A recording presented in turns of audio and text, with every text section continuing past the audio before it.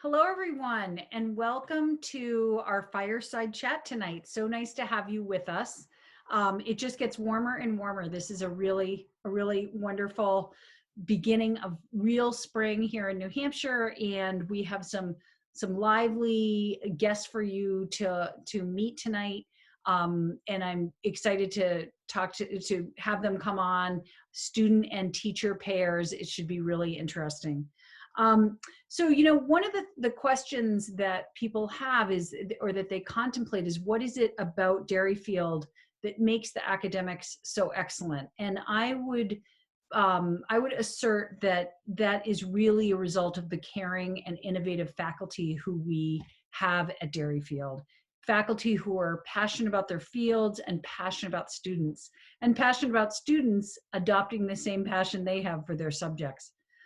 Part of what makes Derryfield teachers great is our commitment to professional development.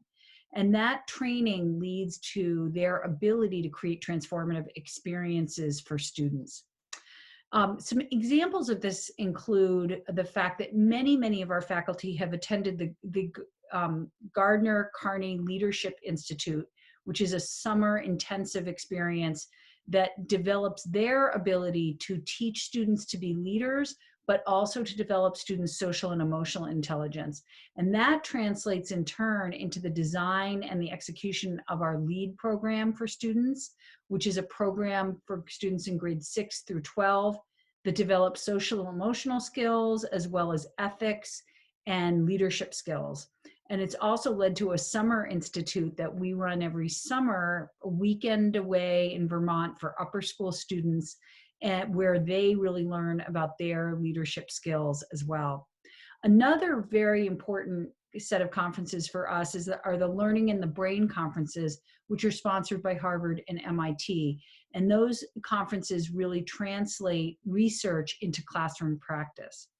And then another, which we did last June, actually, we had the Buck Institute come to campus, is a project-based learning institute that helps faculty to take their projects and develop them so that they're setting kids up to solve real world problems, and so that they're developing deeper learning through the work in both content and skills through projects. And finally, we support individual efforts through grants. For example, our creative arts teacher, Becky Barcy, did a virtual reality seminar, which she immediately translated into teaching for students and knowledge, and also training around the computer software program Adobe. And we're delighted that she's now an Adobe lead educator. So tonight, our first guest is Dr. Taylor Moon and her student Erica Moore, and they're going to be talking about our Advanced Topics Biology course. And before we get to them, I want to just mention a few things about our science program. We are so fortunate that we have a number of things that elevate science and innovation education at Derryfield. First, micro grants that go to teachers have provided teachers with the opportunity to develop special projects and programs for their classes, and the funds to really research and experiment with new approaches. In the sciences, we also have the X Advisory Council, which is a wonderful group of supporters of the school, often alumni parents, current parents, whose careers are in the sciences or in technology, and they advise both our X-Learning efforts and all of our STEM efforts. They're pretty terrific. This spring, many of our students participated in the Women in Engineering program. Every sixth grader and some of our upper school students all attended a workshop where they learned about future jobs in technology and engineering. We're also, as I'm sure you know, so fortunate to have been able to open a Science and Innovation Center this year. And that Science and Innovation Center has made possible a much more extensive work for students in the sciences. It took our laboratory numbers from 3 to 5. It provided makerspace, phenomenal workshop space for robotics. podcasting and video producing recording studio and numerous other opportunities for kids. So tonight we're going to welcome Dr. Taylor Moon and her student Erica Moore, as I mentioned, and let's see if we can get her on right now. Dr. Moon, hello, how are you, Taylor? Could you start? Hello. Hi, Erica, how are you? Could please pardon if you hear desperate dogs trying to get into my back door. Everyone at home, not to worry. The Carter home is safe. It's just some puppies outside. But Dr. Moon, could you start by introducing yourself a little bit? Absolutely. So I am in my second year teaching at Derryfield. I teach upper school science, so that includes biology, honors chemistry right now, and then this advanced biology course. I co-coach our equestrian team, and I have been a part of sort of the envisioning and teaching of our lead program, specifically in the 10th grade. That's wonderful. I think you and Erica are now going to show us a video, and if you could sort of tell us a little bit about the Advanced Topics Biology course, and then how this project fits within your goals for that course, that'd be great. Absolutely. So our Advanced Topics in Biology course is right now split into sort of two halves. Half is taught by myself and the other half is taught by Dr. Myers. And Dr. Myers' half focuses on what we call biotechnology. So really research methods in biology and the skills that students might encounter in labs in college and potentially beyond if they pursue graduate studies. So his half is really lab hands-on based. My half is focused on my specialty, which is immunology and microbiology. So students in our AT Bio course are getting exposure to sort of all the basic concepts of immunology. So that includes different cell types. You know, everyone sort of has some idea that we have white blood cells, but AT Bio students now know all the different varieties of cells that make up that group. They understand how they work in different scenarios. They even have some understanding of what can go wrong, things like autoimmune disorders, allergies, that sort of thing. So in the context of that, our students learn about B cells, which are the specific cells that make antibodies. And most people have at least heard of antibodies. You know that you have antibodies against a disease that you may have had or exposed to. We're hearing right now a lot in the news about antibody tests for COVID. So the project feels more relevant than ever, maybe. So one of the things that's really interesting in medicine right now is we are starting to use antibodies that are produced outside of people, so in a lab, to treat different things. So for example, if you hear in a commercial on TV a drug that ends in mab, so for example adalimumab, that mab ending actually stands for monoclonal antibody. And so what I challenged my AT Bio students to do is they had to come up with some novel application. So the scope was very wide. It simply had to be something new, a novel application for monoclonal antibodies. And so they could take it lots of directions. They could treat a disease. They could make a new use for an antibody in research. So they got to really bring in a lot of choice to the project. They really got to pursue what they were interested in. And so what I end up with are these amazing, creative, scientific ideas from students that really have become super knowledgeable. They're using primary literature, lots of different sources to build their idea and decide if it's feasible. And what they're really doing in this project is the sort of the idea aiding stage. They aren't actually then going to a lab to produce these things. That's probably a PhD worth of work, not a Derryfield diploma, unfortunately.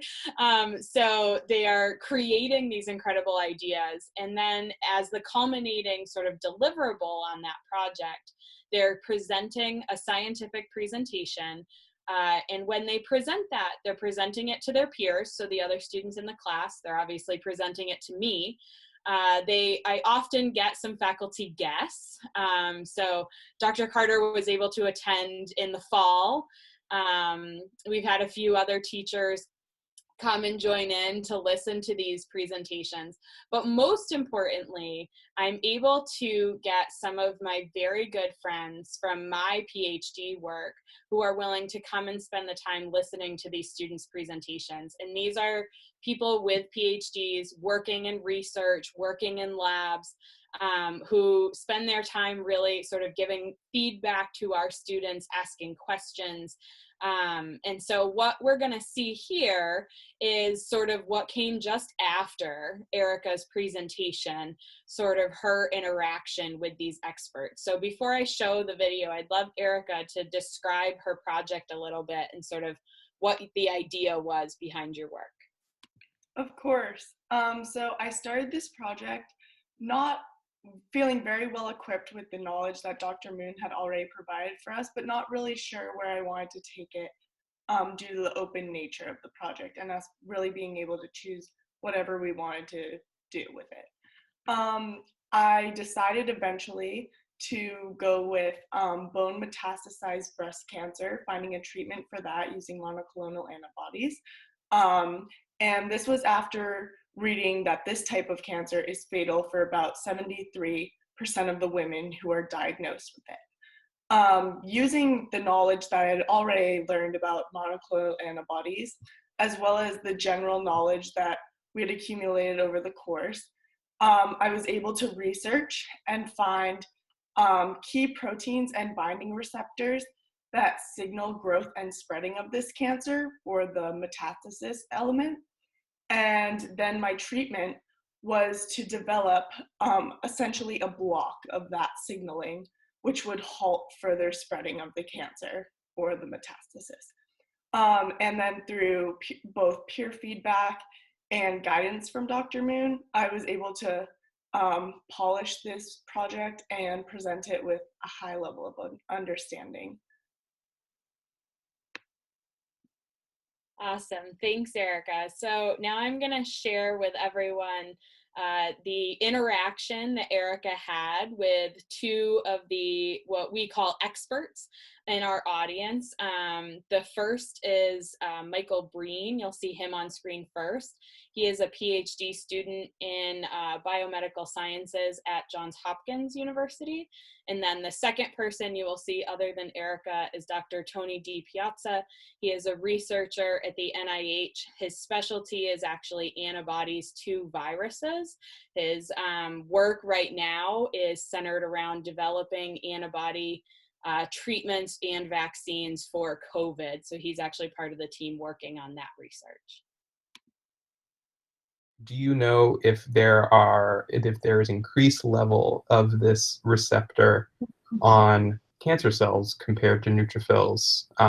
Because if there is, maybe the worry of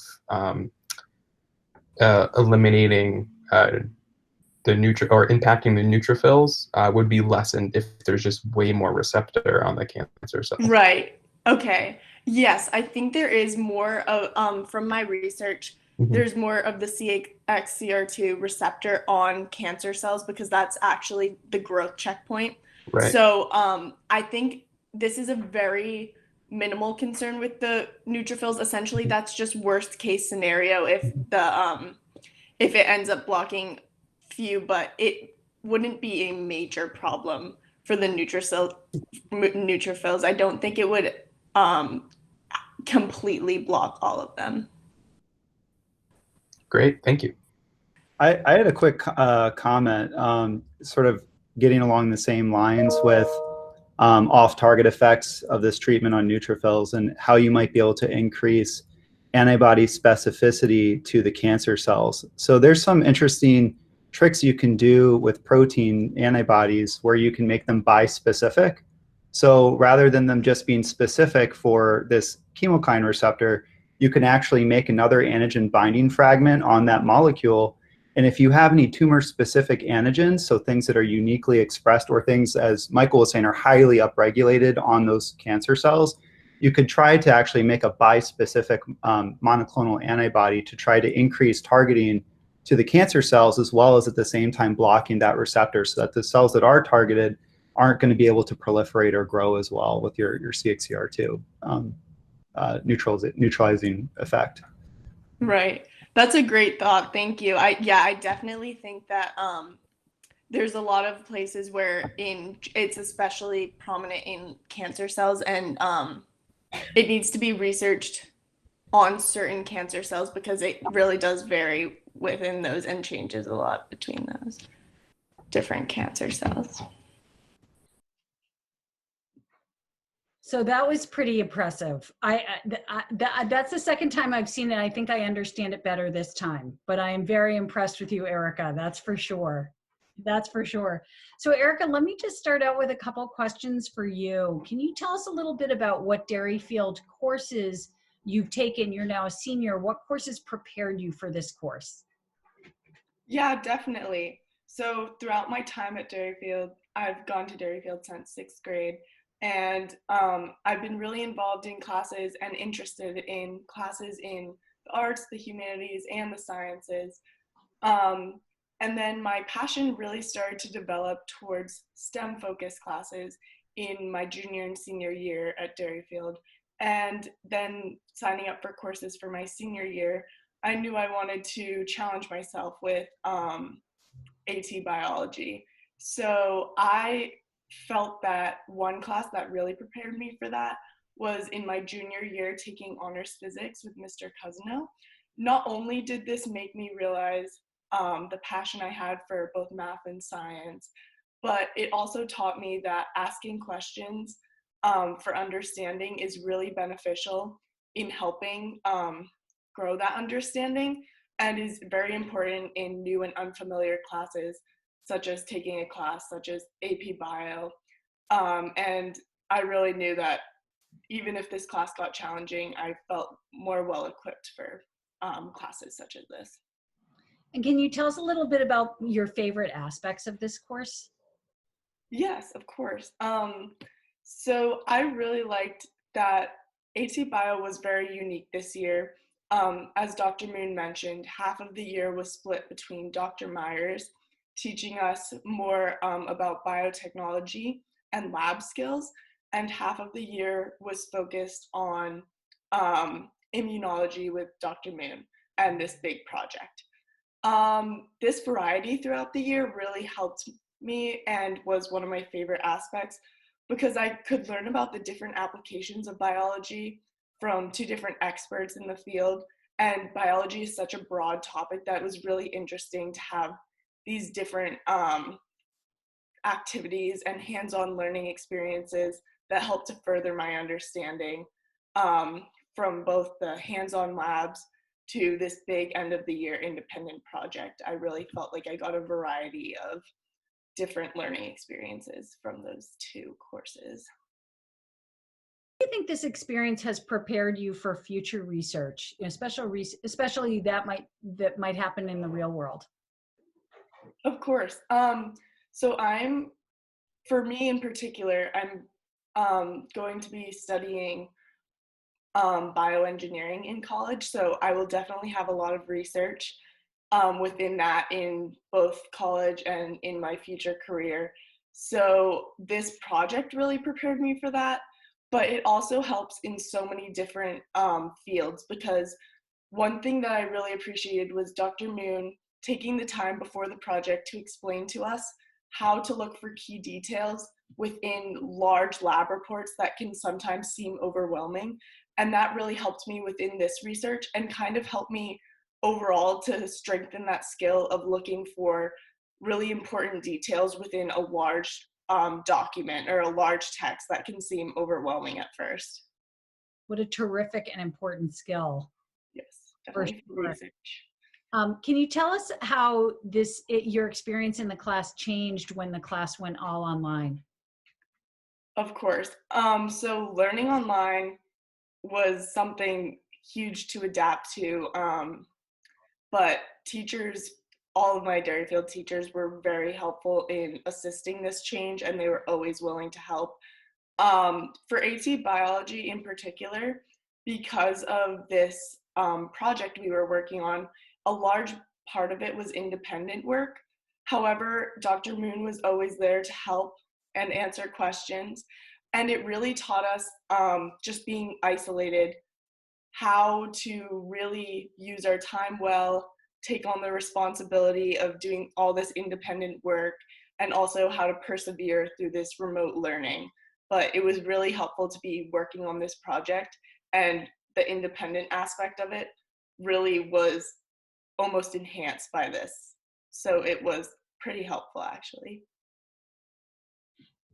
Taylor, I have a couple questions for you. First, this is a brand new course. It was invented by you and Andy Myers to replace AP biology. Can you talk about the difference between teaching AP and teaching advanced topics? Yeah, so the best thing I can say is this course could not have diverged from AP biology more. The only similarity is that they are advanced and that they're about biology. So this course is really more material that students would find in a 200 or 300 level biology elective course in college. AP biology really covers the same topics that our biology and honors biology classes that many ninth graders take. It was really that same material, but with maybe some harder questions and a little bit more coverage of some topics. This course is now so focused on skills. So the lab skills, the skills that go with sort of this project. There's some content for sure, an understanding of cell biology, and in my part of the course, an understanding of basic immunology. But it is now so much more about the skills the students have, and it really is far more advanced than the AP biology class was. Isn't that wonderful? Well, you're talking about skills. Can you talk about cross-curricular skills that appear in this course? Definitely. So certainly written communication, I think, is a huge part of any science class. I mean, we have sort of strayed from true formal lab reports, but being able to write and describe what you did and describe what you found is still a critical skill in all sciences, and students definitely get to practice that in this course. But particularly with this project, as you can imagine from needing to give a presentation to a panel of experts, this particular project really highlights students' oral communication skills. And one of the things that was really important to me in building that skill in this class was that students had time to get feedback. So before they arrive at that sort of culminating presentation, they've already had feedback from me on their presentation as well as their peers, and that means they've also given feedback. And I think the ability to watch a presentation or read something and give critical but kind feedback is such an important skill moving forward in students' careers. And I don't know that everyone gets enough chances to practice it, so I wanted to make sure I built that in. Additionally, what you don't see as a part of this video is students actually produce two final parts to this project. They produced this scientific presentation, which they delivered via Google Meet. And then they also produced what we called a sales pitch. So that could be a presentation or a written document that the way I described it is it had to stand alone. The students weren't going to present that work. They were just going to turn it in. And then that work actually went to a group of financial minded people in their financial careers. And they sort of Shark Tank style read those proposals and decided which one they felt was most fundable. So that was really a challenge to these students who now had such an incredible amount of knowledge and such a depth of knowledge on immunology to then sort of backtrack out of all of that vocabulary and build a document that someone who had no immunology knowledge could understand and like enough to say, you're the winner and you get funded. So I thought that was a really cool, important skill as well. I think a lot of scientists even I would argue some of the best scientists are not very good at talking to the, public about their work. What a fabulous example of a project that has a real world application dimension, where you've got actually two real world scenarios. One where you've got to stand up to scientists, and then the other where you have to stand up to finance people and make the case for funding. Really great construct. Can you tell us a little bit about those scientific experts? Where did you find them, Taylor? Who are these people, and why were they inspired to help? Yeah, absolutely. So I am drawing from my connections from grad school. So I did my PhD at the University of Rochester in their School of Medicine. And I made incredible friends there, as well as incredible career networks. And that's really what I'm utilizing here is, I put a call out at the beginning of this year and I said, here's the project I've designed. Is anyone willing to help? And this group, actually both in the fall and in the spring, came through for me. And what's important to me is that I get experts who I know will think critically about every project and give kind feedback. And for better or worse, not every PhD falls into that category. So they are carefully chosen for sure. But these are some of my close friends. Like I said, they're at Johns Hopkins, they're at the NIH.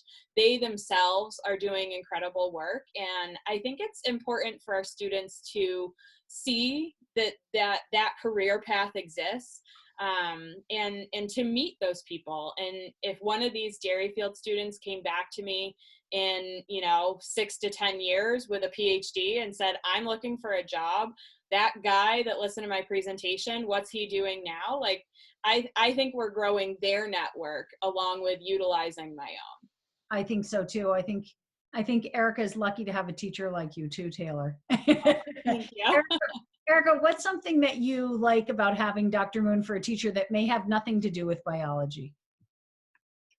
Oh my goodness, so many things. Biology was definitely one of my favorite classes this year. It's so fun because not only is she a great teacher, but it was just a very welcoming environment. I think also having only about 10 to 12 kids in our class, it was so great because it was a really close environment.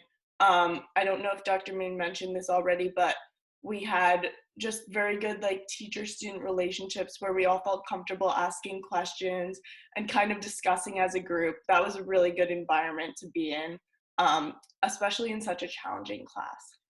Oh, that's wonderful. And I think Dr. Moon must feel very satisfied to hear you say bioengineering major. Absolutely. We have one whose passion pursuit is science. We like to hear that. We like to hear that, right? Definitely. Fantastic. Thank you. Thank you both so much for coming tonight. I so appreciate it. Thank you for having us. Thank you so much. Bye-bye. And now we're going to take a moment and turn to the humanities. And in the humanities, as in STEM, Derryfield's teaching really shines. We have an outstanding writing program, and one of the things that it is designed to spiral so that it is built so that their kids' writing experience and skill development goes across disciplines and also spirals up grades 6 through 12. But there are also lots of 21st century modes of communication that are taught through the Derryfield English and history programs.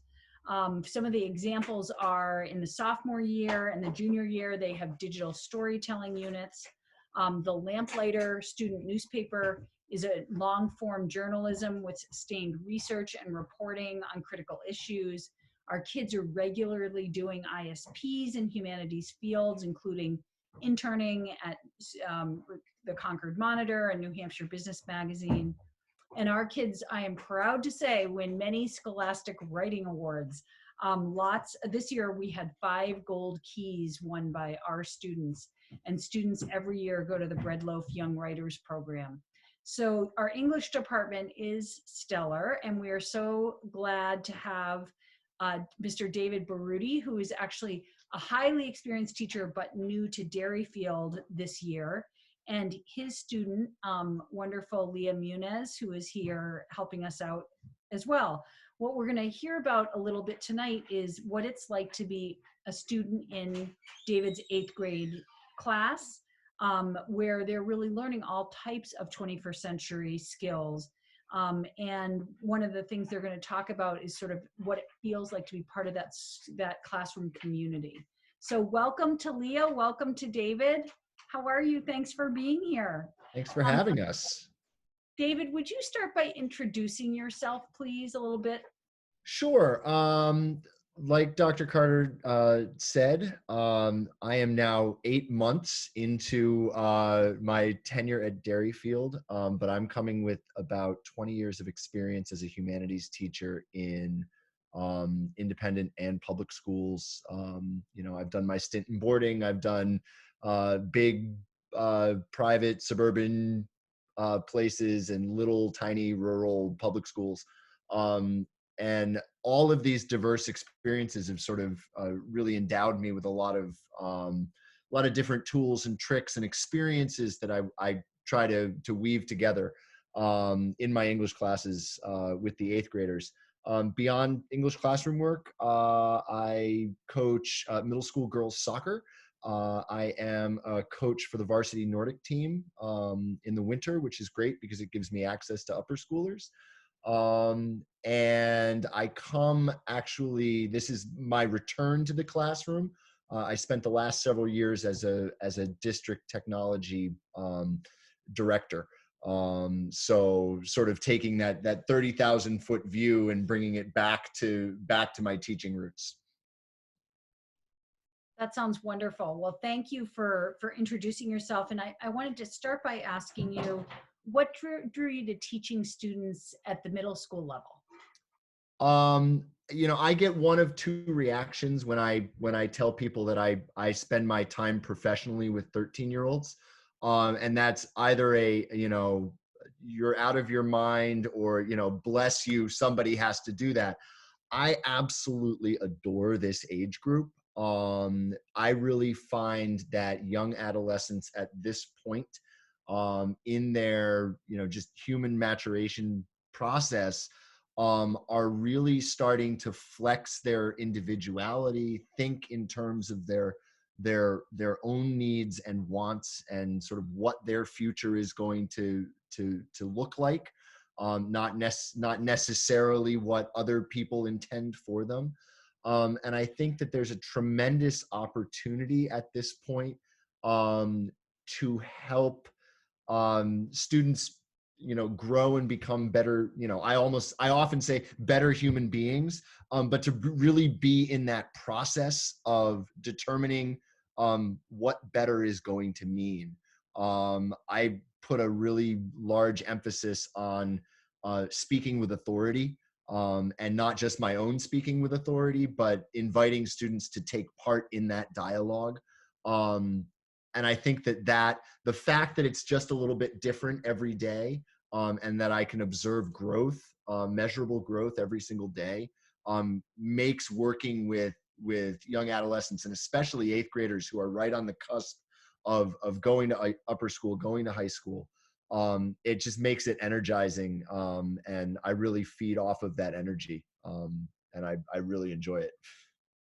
Can you tell us a little bit about how your time as a tech integrationist, really supporting and training a variety of teachers, how has that impacted your approach to teaching English at this point in your career?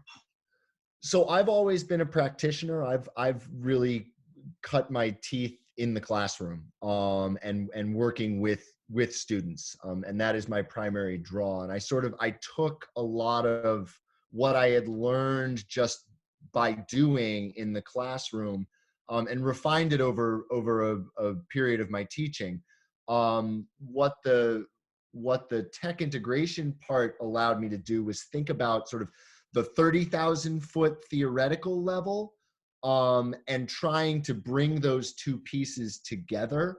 I like jargon as much as the next person, but I think we get overloaded with terms like 21st century skills and integration and all of those aspects. And one of the things that I really try to do is say, well, what have we always done really well, especially in an independent education? What are the traditions that we keep from our traditional schooling, and what are the transformative things that we can now have access to through digital devices and tools and ways of communicating, and how do we bring those together and really merge them, all for the sake of critical analysis and collaboration and communication, which I think those are the root skills that sort of transcend content.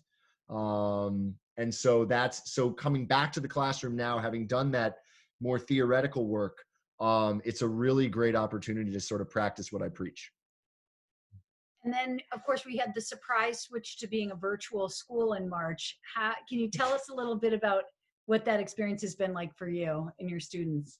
And Leah can add her input to this, because I'm sure she'll get a similar question. But the way that I try to frame my classroom and structure my classroom invites a lot of opportunity for student control and student voice with support. I use a workshop model in my work, and that allows me to act as a mentor, do my instruction, but then pull back and invite the kids to self-determine what they're going to work on, practice organizational skills and time management, put into practice the specific skills or techniques that I'm trying to teach them, and then also be able to get my feedback and my instruction as we go along. That's how we would do it face-to-face.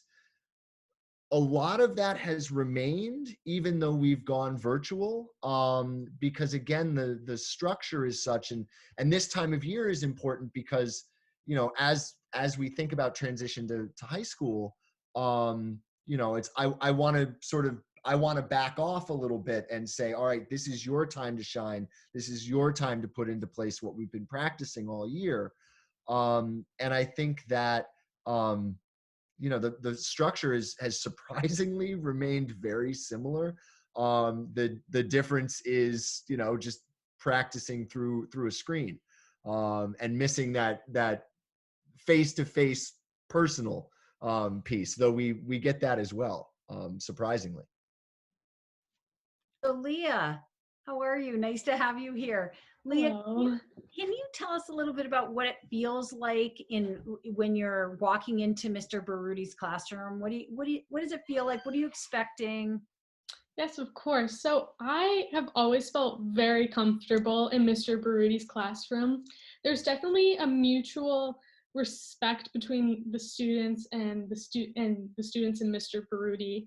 And I think because of that, I've just taken more risks, and by risks I mean participating more in class discussions, building off of other students. I just feel like this classroom is a safe environment for me to practice my public speaking skills, my just analyzing what we're reading in books, and I feel like I've definitely grown because of that.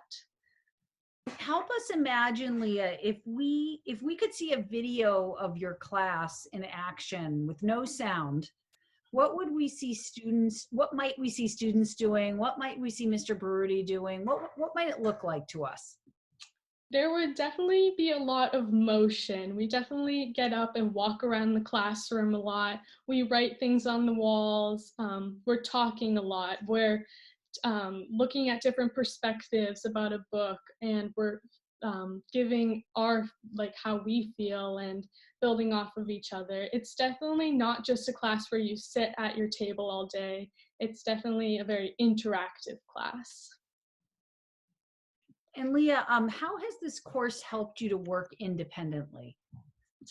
So really from the start of the school year, Mr. Baruti has definitely created a classroom environment that encourages independence, like you were saying earlier. He is of course here for support, but he wants us to really take control. For example, with our weekly vocabulary words, he'll just say, I need the lessons within the next couple of days, and you have a week to take the quiz. When we have this, I really use my judgment and use my time management skills. I think about, how am I doing on these words? Do I feel okay? Do I not feel okay? And then whatever I feel, I'll just schedule when I'm going to take the quiz around that. Regarding writing, I never really had a writing skill until I had Mr. Broody as a teacher. He has this way of having us participate in class discussions, giving our input, building off of each other, really stimulating our brains. And then he'll have us answer a writing prompt. And I learned I really liked this style of writing. I really enjoy writing through self-expression rather than just using facts. We actually started a project at the beginning of quarantine called Journaling in Strange Times. And this project was just a bunch of journal prompts. Some prompts include, what are family interactions like? What are you watching on the TV? Write a note to a friend. Really anything that just helps us process our emotion and analyze how we're feeling, and putting it down in a safe place, a safe place where we know where we can be vulnerable and just be safe. I found myself really analyzing everything in our Tiny Moments documentary. This project, we had 5 words: joy, routine, frustration, gratitude, and hope. And for each example, we had to give examples of things we experience on a day-to-day basis. While I was working on this project, I had a moment where it just hit me. I thought, wow, I have such wonderful things coming through this weird experience. I have my supportive parents, I have my friends, I have my community here at Derryfield. Really, this project just gave me a different perspective about the situation, rather than just, man, I can't participate in this, or now I can't do this. It really just made me feel grateful for everything. On top of that, we were able to watch our peers' documentaries, and while I was watching that, I just felt more connected to my community here at Derryfield. What I was frustrated about, they were frustrated about. What I was grateful for, they were grateful for. And I'm super thankful for that experience that I've had during this remote learning time, because it made me feel less alone and more connected to everybody. Well, and also a friend of mine just tonight, David, said he keeps telling his daughter to keep a journal through COVID for her grandchildren, because this is really a historic experience. And it's and you've got a documentary and a written journal, both ways, Leah, to share. Yeah. Leah, I was struck by your comment about you take the quiz when you're ready. So that means that you're monitoring the pace of your learning and you're judging your readiness to take the quiz. Yes, Mr. Broody likes to call it self-scheduling. Self-scheduling, which also helps to inspire sort of an attitude that it's about mastering the material, not just about getting a good grade on the quiz. If you were to take the quiz and not exhibit mastery of the material, what would happen next? Well, personally, I would meet with Mr. Broody.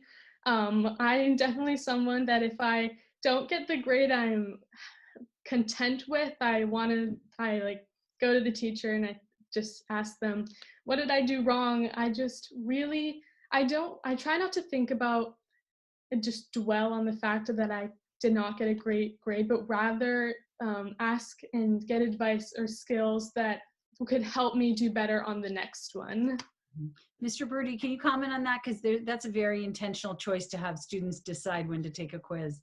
Yeah, I mean, one of the underlying pieces here is becoming more aware of, having students become more aware about themselves and how they learn, and what it means to study hard. I always say to them, well, what do you mean by study? Like, if I tell you that your homework is to study tonight, what does that mean? Does that mean you're going to make flashcards? Does that mean you're going to do an online Quizlet? Does that mean you're going to write your words out? Like and we talk about brain science, we talk about study skills, all of these as ways to sort of do the business of learning better.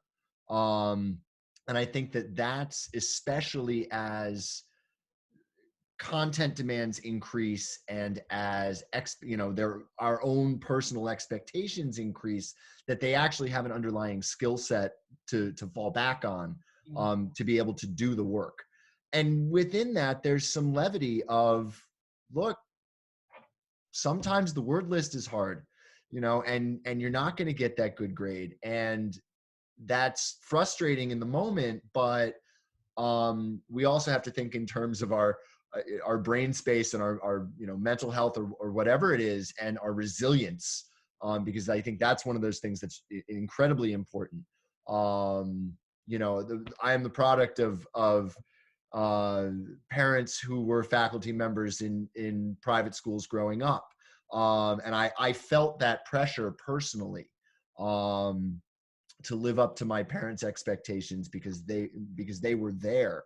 But to be able to say, how do you manage your own expectations, and then how ultimately do you move on constructively so that you are more successful in the future, however we define success.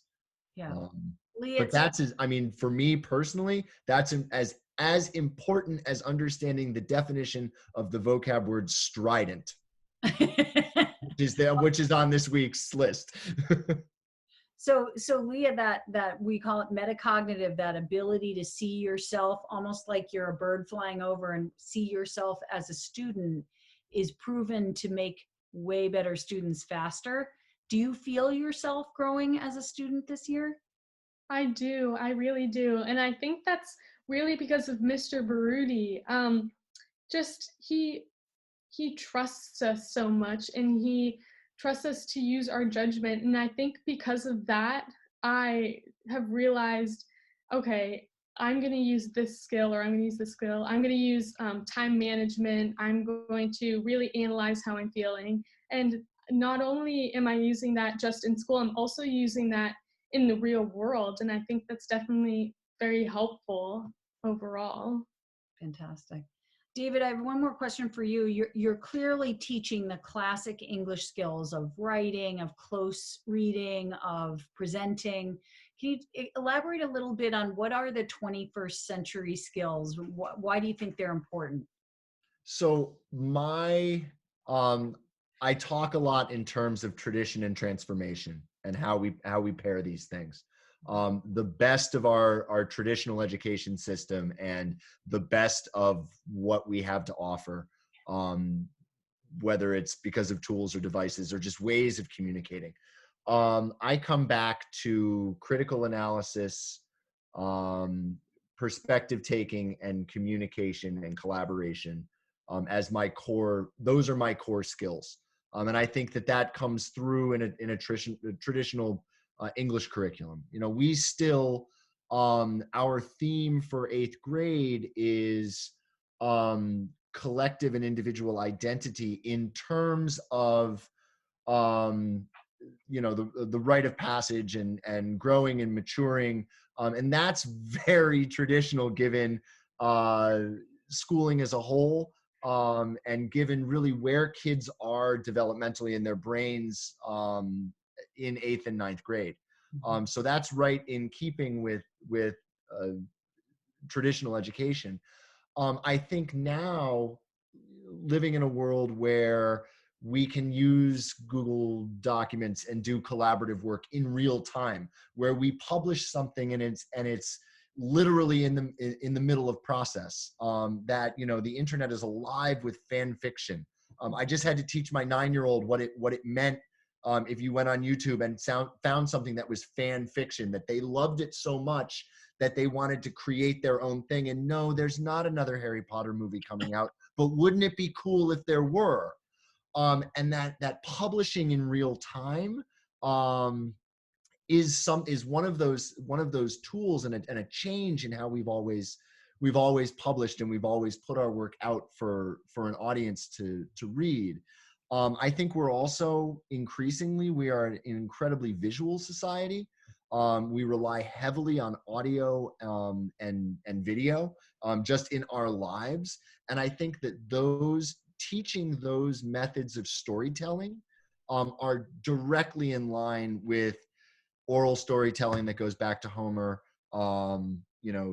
Shakespeare. I tell my kids, Shakespeare was meant to be performed. It was meant to be seen on a stage. It is the original, it is a visual medium. And I think to be able to, I have fun. We talk about how to read a meme. We talk about how to critically analyze a video. And I think that really what I'm trying to do with a lot of 21st century and digital writing is not just invite kids to be critical analyzers of what they consume, but also to be critical creators, so that they can join in that authorial process. We talk about author and audience a lot, whether that's a text-based book or whether it is a Tiny Moments documentary. Fantastic.